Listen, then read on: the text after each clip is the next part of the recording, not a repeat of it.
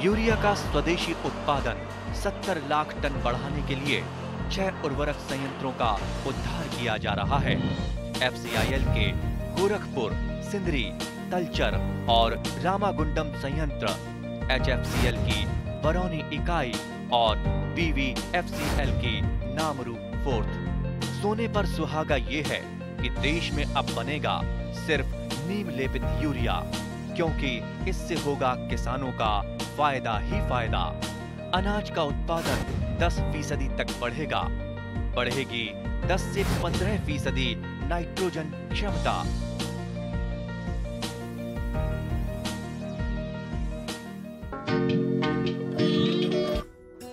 গোপাম এখন লাভজনক হবলৈ হলে গোপামখন ৰোগমুক্ত কৰি ৰাখিব লাগিব। ৰোগাক্ৰান্ত গৰুৰ পৰা আমি কেতিয়াও আশানুৰূপ উৎপাদন পাব নোৱাৰো। আনহাতে পোৱালি বা চেউৰী অৱস্থাত ৰোগাক্ৰান্ত হলে ইহঁতৰ বৃদ্ধিত বাধা জন্মে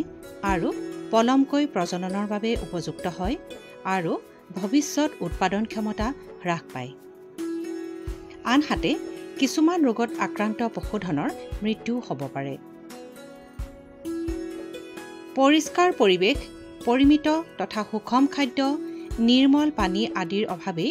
ৰোগৰ উৎপত্তিৰ মূল কাৰণ। ইয়াৰ উপৰিও ৰোগাক্ৰান্ত গৰু তথা ইয়াৰ মলমূত্ৰৰ সংস্পৰ্শলৈ আহিলে অথবা ৰোগৰ অণুজীৱৰ দ্বাৰা সংক্ৰমিত খাদ্য, পানী আদি খোৱালেও স্বাস্থ্যৱান গৰু এটা ৰোগাক্ৰান্ত হ'ব পাৰে। গোহালি সদায় চাফ চিকুণকৈ ৰাখিব লাগে। মলমূত্ৰ আদি ত্যাগ কৰাৰ লগে লগে আঁতৰাব লাগে।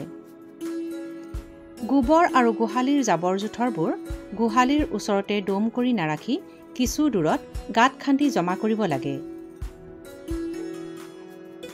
গৰু গাইক খুৱাবৰ বাবে সদায় নিৰ্মল পানীহে ব্যৱহাৰ কৰা উচিত। জৈৱিক সুৰক্ষাত গুৰুত্ব দিব লাগে। গোপাম এখনৰ ৰোগ ব্যৱস্থাপনা সম্পৰ্কে জানিবলৈ আমি কথা পাতিছিলোঁ অসম পশুধন আৰু হাঁহ কুকুৰা নিগমত কৰ্মৰত ৰাজ্যিক পশুপালন আৰু পশু চিকিৎসা বিভাগৰ পশু চিকিৎসা বিষয়া ডাক্তৰ জানমণি শ্যামৰ সৈতে। মই এতিয়া উপস্থিত আছোঁ সোণাপুৰৰ অসম পশুধন আৰু হাঁহ কুকুৰা নিগমৰ গোপামখনত, আৰু মোৰ লগত আছে অসম পশুধন আৰু হাঁহ কুকুৰা নিগমত পশু চিকিৎসা বিষয়া হিচাপে কৰ্মৰত অসম পশুপালন আৰু পশু চিকিৎসা বিভাগৰ পশু চিকিৎসা বিষয়া ডাক্তৰ জানমণি শ্যাম। নমস্কাৰ ডাক্তৰ শ্যাম। আমি আপোনাৰ পৰা মূলতঃ জানিব বিচাৰিছোঁ, ধৰক এখন গোপাম যেতিয়া স্থাপন কৰিবলৈ আগবাঢ়ে যিকোনো এগৰাকী গোপালকে, কি কি বেমাৰে দেখা দিব পাৰে অসমত? বিশেষকৈ অৰ্থনৈতিকভাৱে কোনকেইটা বেমাৰে আমাক বেছিকৈ ক্ষতিগ্ৰস্ত কৰে? এতিয়া আমি এখন ফাৰ্ম যেতিয়া আমি খোলোঁ বা চলাই থাকে, আমি প্ৰথম কথা হ'ল বেমাৰৰ যিখিনি প্ৰকোপ থাকে সেইখিনি আমি নিগেটিভ হেৰি কৰি ল'ব লাগিব। বিশেষকৈ আমাৰ ইয়াত দেখা যায় এনেকুৱা ফাৰ্মবিলাকত মেষ্টাইটিছ বুলি বা উহাৰ ফেলা, যোনটো অসমীয়াত উহাৰ ফলা বুলি কওঁ, সেইটোৰ প্ৰকোপ বহুত দেখা যায়। আৰু সেইটো হ'লে কি হয়, গাখীৰৰ প্ৰডাকশ্যনটো ড্ৰাষ্টিকলি ৰিডিউচ হৈ যায়, যাৰ ফলত ফাৰ্ম এখন ইকনমিক লছতো যাব পাৰে। এই উহাৰ ফলা ৰোগ বুলি কওঁতে মনলৈ আহিছে যে কোনকেইটা কথাত গুৰুত্ব দিব লাগে? গোহালিৰ চাফ চিকুণতাও নিশ্চয় নিৰ্ভৰ কৰে। নিশ্চয়। কি কৰিব লাগিব নহ'বৰ কাৰণে উহাৰ ফলা? ধৰক মই দেখাইছোঁ এইজনী গৰুৱে উহাৰ ফলা বেমাৰ হৈ আছে। আপুনি ধৰক যিখিনি মজিয়া থাকিব য'ত তাই শোৱা উঠা বহা কৰে, সেই মজিয়াখন চফাকৈ ৰাখিব লাগিব। হয়, ঠিক আছে। উহাৰ ফলা লক্ষণবোৰ হৈছে আপোনাৰ উহাৰখন ফুলি থাকিব, চুবলৈ নিদিব গৰুজনীয়ে, চুলে জঁপিয়াব। হয়। তো আপুনি যোনজনী ট্ৰিটমেণ্টটো পশু চিকিৎসকৰ পৰামৰ্শ লৈ চলিয়ে থাকিব। কিন্তু কৰণীয় কথাখিনি হ'ল যে যোনজনী গৰু হৈ থাকে মেষ্টাইটিছ, সেইজনী গৰুক চাফ চিকুণকৈ ৰাখিব। যিখিনি বাটত গাখীৰ যোনটো থাকি যায় সেইটো সম্পূৰ্ণৰূপে খীৰাই দিব লাগে। পাৰিলে ৰাতিপুৱা আৰু গধূলি উহাৰখন চাফা কৰিব লাগে। আৰু এইখিনিতে মোৰ মনলৈ এটা কথা আহিছে যে মেষ্টাইটিছ অৰ্থাৎ উহাৰ ফলা যিটো ৰোগ, এই ৰোগত কোৱা হয় যে গাখীৰ খীৰোৱাটোৰ ওপৰতো যথেষ্ট নিৰ্ভৰ কৰে। হয়। এই গাখীৰ কেনেকৈ খীৰাব লাগে আচলতে? গাখীৰ ৰৈ যাব দিব নালাগে, নহয় জানো? হয়। তাৰমানে কেতিয়াবা কি হয়, গাখীৰ ৰৈ গ'লেও গাখীৰ খীৰোৱাৰ পিছত বাটটো অকণমান সময় অ'পেন হৈ থাকে। তো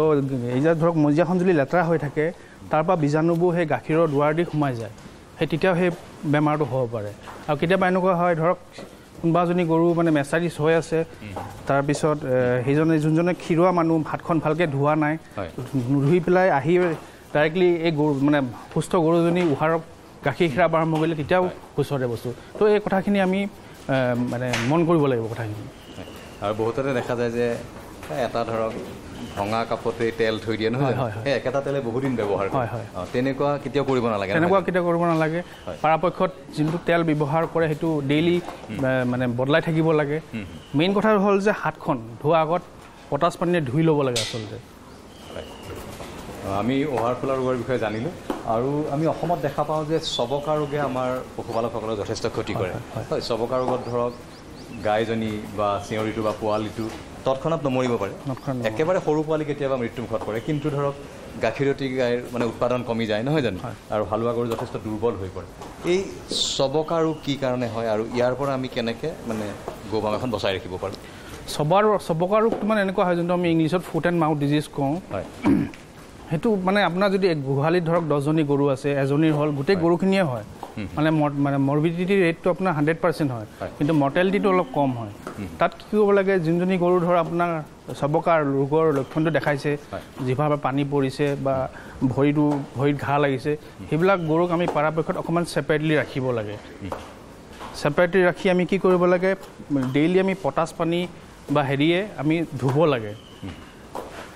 আৰু চবকা ৰোগত ধৰক আমি জানো যে প্ৰতিষেধক দি ইয়াক নিয়ন্ত্ৰণ কৰিব পাৰি নোহোৱাকৈ ৰাখিব পাৰি হয় চবকা ৰোগৰ প্ৰতিষেধক প্ৰথম কিমান বয়সত দিব লাগে আৰু বছৰি কিমান বাৰ দিব লাগে আমি প্ৰথম চিটাটো আমি 4 মাহ বয়সত দিব পাৰোঁ আৰু প্ৰত্যেক 6 মাহ মূৰে মূৰে আমি ৰিপিট কৰি থাকিব লাগে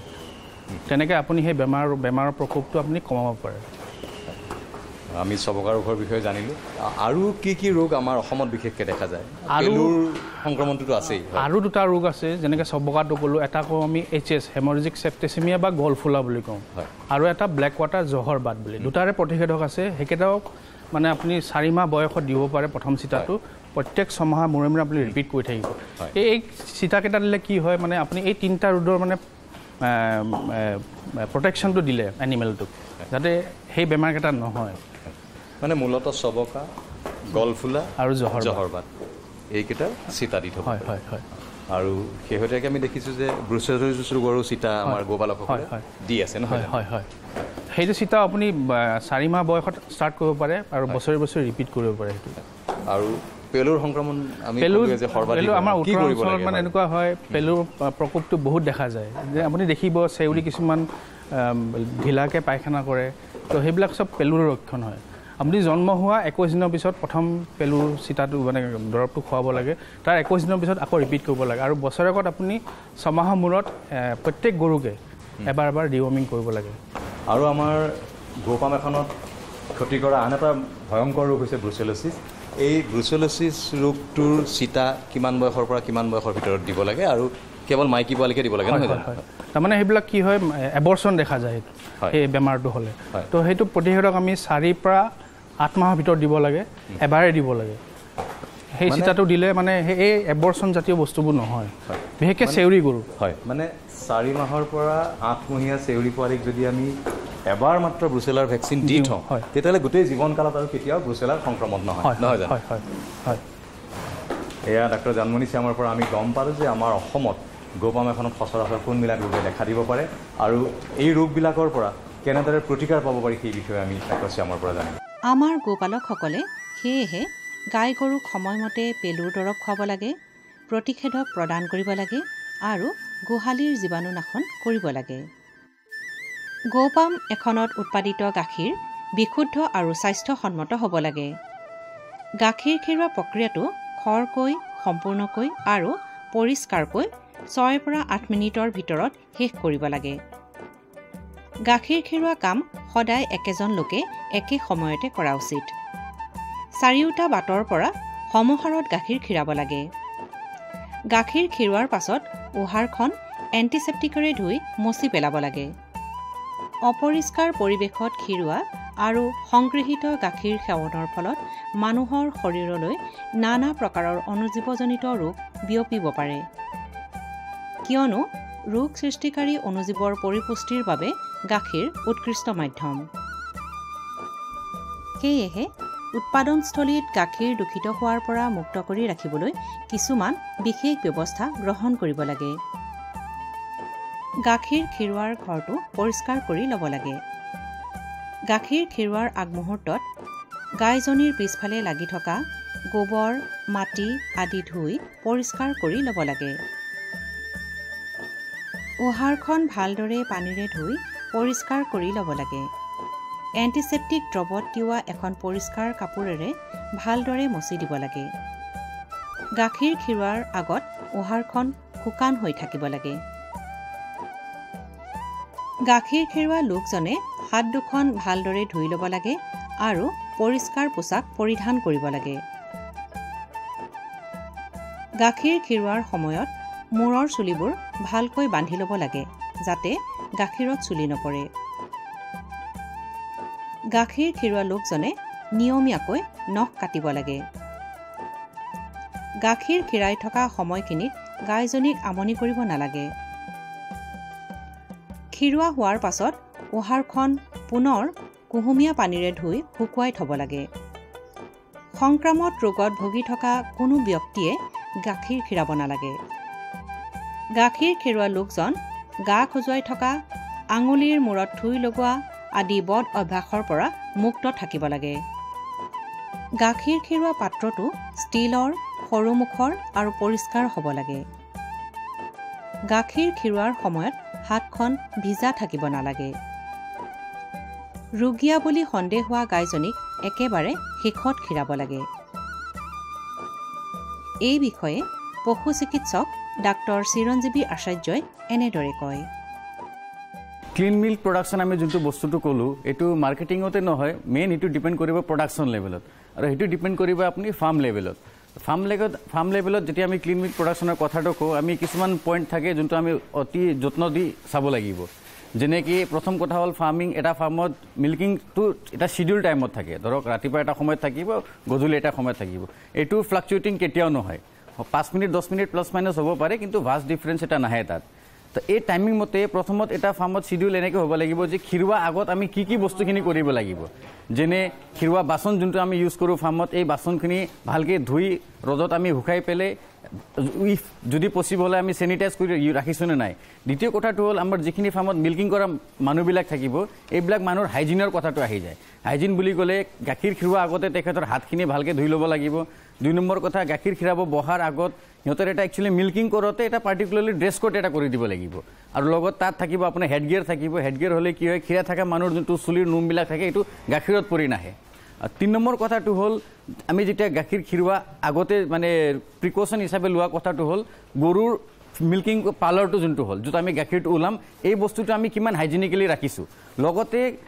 ফাৰ্মবিলাকত কি হয়, যেতিয়া আমি মিল্কিং কৰোঁ, মিল্কিং কৰাৰ আগত কিছুমান বস্তু ফাৰ্মত কৰিব লগা হয় যোনটো আমি মিল্কিঙৰ আগত যিটো ধ্যান দি কৰিব লাগে। যেনে বেচিকেলি গৰুৰ ক্ষেত্ৰত কি আপুনি ফাৰ্ষ্ট যদি আমি ৰাতিপুৱা মৰ্ণিঙত উঠোঁ, প্ৰথমতে আমি ফাৰ্মটো ক্লিনিং কৰিব লাগিব। ক্লিনিং কৰোঁতে ফ্ল'ৰৰে ক্লিনিংটো নহয়, আমি লগতে গৰুৰ বডি ক্লিনিংটো কেনেকৈ কৰিম, ধৰক যদি আমি বডি ব্ৰাছ বুলি এটা বস্তু থাকে, বডি ব্ৰাছ দি ৰাতিপুৱা আমি পানী ইউজ কৰা যদি সম্ভৱ নহয়ও, বডি ব্ৰাছ দি গোটেই গাটো ক্ষীৰতী গৰুবিলাকৰ গাটো একবাৰ ব্ৰাছ যদি আমি কৰি দিওঁ, সেইটো কৰিলে কি হয়, যেতিয়া আমি গাখীৰটো খীৰাই থাকোঁ, গৰুৰ গাত লাগি থকা নোম বা গৰুৰ যদি কিছুমান ফাৰ্মৰ কিছুমান লেতেৰা বস্তু যদি গাত লাগি আছে, এইখিনি বস্তু গাখীৰত নামি নাহে। দ্বিতীয় কথা হ'ল গাখীৰ যেতিয়া আমি খিৰোৱাৰ আগতে গৰুটো পানাব লাগিব। তো পনোৱাতে আমি কি কৰিব লাগিব, সদায় আমি পটেছিয়াম পাৰমেংগনেট সলিউশ্যন, পটাছ যোনটো আমি কওঁ, এইটো এটা সলিউশ্যন গাখীৰ খিৰোৱাৰ আগতে বনাই থ'ব লাগিব। তো প্ৰত্যেক গৰু আমি পানাওঁতে আগতে আমি পটেছিয়াম পাৰমেংগনেট সলিউশ্যন দি গৰুৰ যোনটো থানটো থাকে এইটো গোটেই এৰিয়াখিনি ধুনীয়াকৈ ধুই ল'ব লাগিব। ধুই পেলাই এই জেগাটো ড্ৰাই কৰি তাৰপিছতে আমি গাখীৰ খিৰোৱাটো আৰম্ভ কৰিব লাগিব। এইটো কৰা মেইন উদ্দেশ্যটো হ'ল, প্ৰথম কথাটো হ'ল গৰুৰ মানে কি হ'ল, খিৰোৱাৰ সময়ত এনেকৈ এটা ডিজিজ থাকে যোনটো এটা গৰুৰ পৰা বেলেগ গৰুত ট্ৰান্সমিট হয়। সেইটো আমি কি বাহিৰৰ এনভাইৰনমেণ্টৰ পৰা গৰুলৈকে লৈ আহোঁ, আৰু সেইটো অহা মাধ্যমটো হ'ল খিৰোৱা মানুহৰ হাত প্ৰথমতে। তো এই পটেছিয়াম পাৰমেংগনেট সলিউশ্যনটো কি কৰে, এইখিনি বীজাণু যিখিনি এই গৰুৰ মেষ্টাইটিছ হ'বলৈ এইটো প্ৰিডিছপ'জিং ফেক্টৰ হয়, এই বীজাণুবিলাকক নাইকিয়া কৰি দিয়ে। এইটো এজ এ প্ৰিভেণ্টিভ মেজাৰ। ছেকেণ্ডটো হ'ল মিল্কিং কৰাৰ পিছত আমি গৰুটোৰ যোনটো মিল্কিং এৰিয়া আছে এইখিনি লগে লগে চাফা কৰি দিব লাগিব। কিছুমান গৰু এনেকৈ থাকে, ধৰক গৰুটো খীৰাই দিলে বা বেছি গাখীৰ দিয়া গৰু খিৰোৱাৰ লগে লগে সিহঁতৰ বহা এটা হেবিট থাকে। এই বহা হেবিটটো হ'লে কি হয়, আমি যেতিয়া গৰুটো খীৰাই দিলোঁ, খিৰোৱাৰ সময় আমাৰ গৰুৰ গাখীৰ যোনটো থানটো থাকে এই টিট কেনেলটো খোলা হৈ থাকে, আৰু যদি গৰু খিৰোৱাৰ লগে লগে যদি বহি যায়, এই টিট কেনেলটোৰ পৰা ইনফেকশ্যনটো ফ্ল'ৰৰ পৰা সোমাই যায়। এই বস্তুটো নোহোৱাৰ কাৰণে প্ৰথমতে আমি এটা গৰু যোনটো খিৰালোঁ এইটো লগতে এইটো জেগাটো চাফা কৰি দিলোঁ এইটো এটা মিনছ হ'ল ছেকেণ্ডলি হ'ল আমি ফিডিং যোনটো হয় গৰুৰ দানা দিয়া যোনটো হয় এইটো ফিডিংটো আফটাৰ মিল্কিং হ'ব লাগিব ফিডিংটো যদি আমি আফটাৰ মিল্কিং কৰোঁ তো খিৰোৱাৰ পিছত কি হয় আমি যেতিয়া গৰুৰ খিৰোৱাৰ পিছত দানা দিয়া আমি ৰুটিনটো যদি কৰি দিওঁ তো গৰুবিলাকে কি হয় খিৰোৱাৰ পিছত এটা সিহঁতৰ হোপ থাকে যে এতিয়া আমাৰ খানাটো আহিব আমি এতিয়া বহিব নালাগে তো সিহঁতে খানাৰ কাৰণে ৰৈ থাকে খাৰা হৈ ৰৈ থাকে এইখিনি সময়ত কি এই টিট কেনেলটো বন্ধ হৈ যায় তো এইটো বন্ধ হোৱাৰ কাৰণে তাৰপিছত গৰুৱে দানাটো খাব আৰু নেক্সট টাইম বহালে ইনফেকশ্যন সোমোৱাৰ কোনো চান্স নাথাকে এইটো হ'ল 3 নম্বৰ কথা নেক্সটটো হ'ল আমি এনাদাৰ মিনছ অফ ক্লিন মানে বেলেগ এটা মাধ্যম য'ত আমি ক্লিন মিল্ক প্ৰডাকশ্যন কৰিব পাৰোঁ সেইটো হ'ল মেচিন মিল্কিঙেদি কি হয় মানে মানুহৰ হাতৰ কণ্টেক্টটো নহয় হাতৰ কণ্টেক্টটো নহ'লে বেছিভাগ আমি ইনফেকশ্যন বা অৰ্গেনিজমটো যোনটো গাখীৰত আহিব পৰা মানে চান্সেছ থাকে এইটো নাইকিয়া হৈ যায় আমাৰ গোপালকসকলক আমি অনুৰোধ জনাওঁ যাতে এই দিশবোৰলৈ মনোযোগ দিয়ে আজিৰ চিঞৰি কাইলৈৰ গায় সেয়েহে পোৱালি অৱস্থাৰ পৰাই সঠিকভাৱে যতন আৰু প্ৰতিপালন কৰিলেহে ভৱিষ্যতে গাইজনীৰ পৰা আশা কৰা ধৰণে উৎপাদন পোৱা যাব নৱজাত পোৱালি জন্মৰ পাছত নাকমুখত লাগি থকা বিজলুৱা পদাৰ্থবোৰ আঁতৰাই দিব লাগে জন্মৰ 2 ঘণ্টাৰ ভিতৰত পোৱালিয়ে মাকৰ ফেহু খাবলৈ পাব লাগে কাৰণ ফেহুত পোৱালিটোৰ দেহৰ বাবে লাগতিয়াল আটাইবোৰ উপাদান গাখীৰতকৈ বেছি পৰিমাণে থকাৰ উপৰিও ফেহুৰ ৰোগ প্ৰতিৰোধী ক্ষমতা বেছি পোৱালি ৰখা কোঠাটোৰ মজিয়াত শুকান খেৰ বা ঘাঁহ পাৰি দিব লাগে এই বিষয়ে অসম পশুধন আৰু হাঁহ কুকুৰা নিগমত কৰ্মৰত পশু চিকিৎসা বিষয়া ডাক্তৰ দিবাকৰ বৰুৱাই এনেদৰে কয় সাধাৰণতে আমি পোৱালিখিনিক জন্মৰ ঠিক পিছতে আমি কি কৰিব লাগে তাৰ যিখিনি বডিত লাগি থকা বিজলুৱা অংশ সেইখিনি আঁতৰাই পেলাব লাগে কেতিয়াবা কি হয় নাকত বা এইবিলাকত লাগি থাকিলে উশাহ বা শ্বাস প্ৰশ্বাসত অসুবিধা হ'ব পাৰে সেইকাৰণে আমি এটা কথা জানি ল'ব লাগে পোৱালি জন্ম হোৱাৰ লগে লগে গোটেই পোৱালিটো শুকান কৰি ল'ব লাগে আৰু কি হয় যিহেতু গোটেই খাদ্য বা শ্বাস প্ৰশ্বাসটো মাকৰ পেটৰ পৰা মাকজনীৰ পৰা লৈ থাকে এনভাইৰনমেণ্টত অহাৰ লগে লগে ছাডেন এটা চেঞ্জ হয় গতিকে যাতে ঠাণ্ডা নাপায় বা হেৰি নাপায় সেইকাৰণে আমি শুকানকৈ ৰাখিব লাগে আৰু দ্বিতীয়তে আমি জন্মৰ প্ৰায় 3 ঘণ্টাৰ পৰাই যিটো কলষ্ট্ৰাম বুলি কওঁ মাকৰ পৰা যিখিনি আমি ফেহু পাওঁ সেই ফেহুখিনি খুৱাব লাগে সাধাৰণতে কি হয় আমি যদি কওঁ ফেহু এনেকুৱা এটা পোৱালিবিলাকৰ কাৰণে এনেকুৱা এটা খাদ্য যিটো খাদ্যত সকলো ধৰণৰ পুষ্টিকৰ পদাৰ্থই পোৱা যায় আৰু ইয়াৰ যিবিলাক বেমাৰ প্ৰতিৰোধৰ ক্ষমতা সেইখিনিও মেইনটেইন হৈ থাকে যাৰ ফলত পোৱালিজনী বেমাৰ আজাৰত নপৰে সাধাৰণতে আমাৰ দেখা যায় কিছুমানে ফেহু বা কলষ্ট্ৰম বেছিকৈ খুৱাই দিয়াৰ লগে লগে কি হয় হাগনি বা চেৰণি ৰোগ হোৱা দেখা যায় গতিকে আমি এটা কথা কওঁ যাতে আমি কলেষ্ট্ৰমখিনি এনেধৰণে খুৱাব লাগে ইণ্টাৰভেলটো আমি বঢ়াই দিব লাগে কিন্তু কোৱান্টিটিটো কমাই দিব লাগে কম পৰিমাণে যদি খুৱাই আপুনি 4 বাৰ বা 5 বাৰ খুৱাই তেতিয়া সেই চেৰণি বা হাগনি ৰোগটো নহয় কিয়নো সাধাৰণতে পোৱালিবিলাকৰ কি হয় পাকস্থলীটো সম্পূৰ্ণৰূপে প্ৰাপ্তবয়স্ক নহয় ইয়াৰ যিটো আমি সকলোৱে জানো গৰু বা ছাগলীৰ পাকস্থলীত সাধাৰণতে 4টা কোঠালীযুক্ত এই 4টা কোঠালীৰ যিটো ৰুমেন আছে সেই ৰুমেনটো ডেভেলপ নহয় যাৰ ফলত ডাইৰেক্টলি গাখীৰটো অহাৰ লগে লগে কি হয় ই চেৰণি বা হাগনিৰ সৃষ্টি কৰে সেইকাৰণে সাধাৰণতে আমি খোৱা লোৱাৰ যতনটো আমি ৰাখিব লাগে আৰু মই এটা কথা ক'বলৈ লৈছোঁ পোৱালি এজনীক আমি কিমান লিটাৰ গাখীৰ খুৱাম তাৰ বডি ৱেইটৰ 10% আমি দিনটোত আমি গাখীৰ খুৱাব লাগে মানে 30 কেজি হ'লে 3 লিটাৰ দিনটোত গতিকে সেই কথাখিনি আমি গুৰুত্ব দিব লাগে তাতকৈ কম হ'লেও স্বাস্থ্যৰ অৱনতি হয় আৰু বেছি হ'লেও হাগনি হ'লে কি হয় গোটেই বডিৰ পৰা যিখিনি ইলেক্ট্ৰলাইটছ আছে ওলাই যায় আৰু তাৰ ফলত আমি বেলেগকৈ আমি ORS জাতীয় আমি ৰিহাইড্ৰেট সলিউশ্যন আমি দিব লাগে আৰু সাধাৰণতে আৰু এটা পোৱালিৰ লগত মন কৰিবলগীয়া ঠাণ্ডাৰ দিনত পোৱালি হোৱাৰ লগে লগে সাধাৰণতে যিটো উষ্ণতাটো বডি উষ্ণতাটো মেইনটেইন কৰিব নোৱাৰি সাধাৰণতে মৃত্যুমুখত পৰা দেখা যায় গতিকে সেইকাৰণে আমি আৰ্টিফিচিয়েল লাইট বা এটা সম্পূৰ্ণ বাউণ্ডাৰীযুক্ত আমি কিছুমান কোঠালিত যদি আমি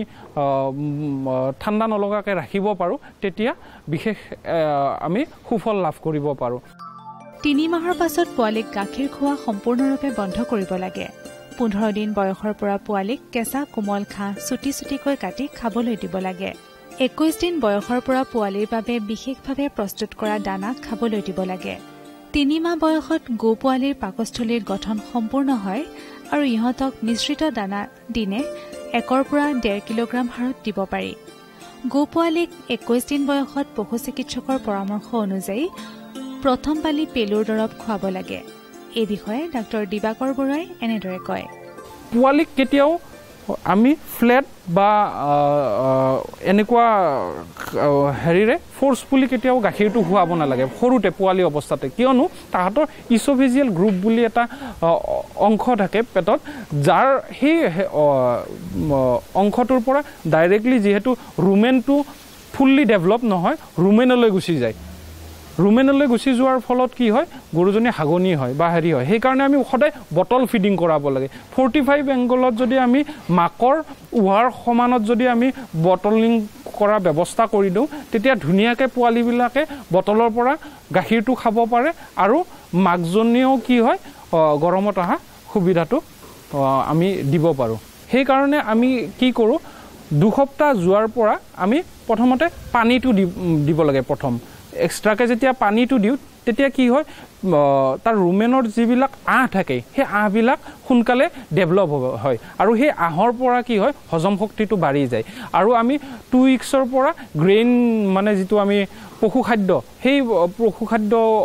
অলপ অলপকৈ ষ্টাৰ্ট কৰিব পাৰোঁ আৰু সাধাৰণতে আমি এমাহৰ পিছৰ পৰা আমি এমাহ 1.5 মাহৰ পিছৰ পৰা আমি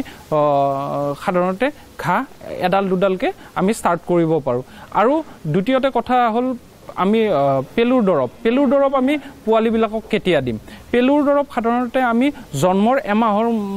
মূৰত প্ৰথম পালি পেলুৰ দৰৱ আমি দিবলৈ কওঁ তাৰপিছত 6 মাহলৈ প্ৰতি মাহে মাহে আমি পেলুৰ দৰৱটো দিবলৈ কওঁ আৰু 6 মাহৰ পিছত প্ৰতি 3 মাহৰ মূৰে মূৰে আমি পেলুৰ দৰৱ দিবলৈ আমি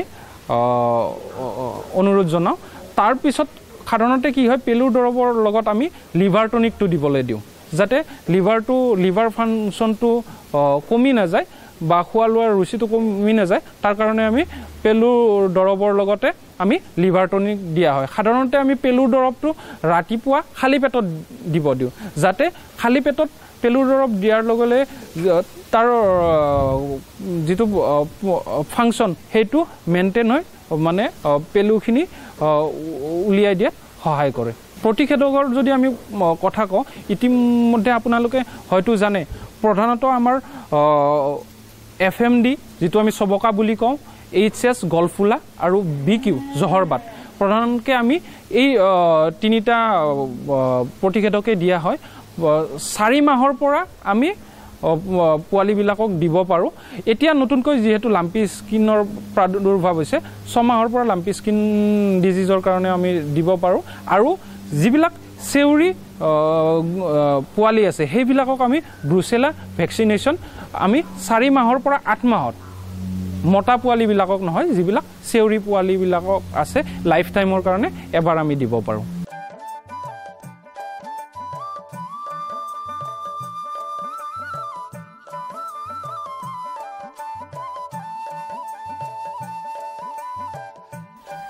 এনেদৰে উপযুক্তভাৱে যতন আৰু প্ৰতিপালন কৰিলে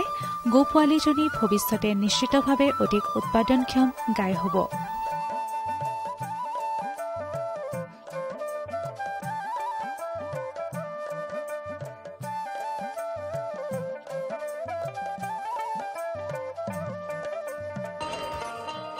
किसान भाइयों गांठ बांध लो बहुत बहुत है काम की समृद्धि के पैगाम की मिट्टी के जांच को समझो, मिट्टी के हर राज को समझो, मिट्टी की तुम जांच कराओ, मुफ्त सॉइल हेल्थ कार्ड ले जाओ। कभी मुनासिब बीज लगाओ, सही किस्म की खाद ले आओ, जितनी जरूरी उतनी डालो, सही मात्रा खुद पहचानो, इसको अपना मंत्र बना लो, मिट्टी की सेहत तो जानो। बात बहुत है काम की, कम लागत अधिक वरदान की, किसान भाइयों गांठ बांध लो। आज ही मिट्टी की जांच कराएं। राज्य सरकार के कृषि अधिकारी से संपर्क करें और मुफ्त में सॉइल हेल्थ कार्ड पाएं। कृषि और किसान कल्याण मंत्रालय द्वारा किसान हित में जारी।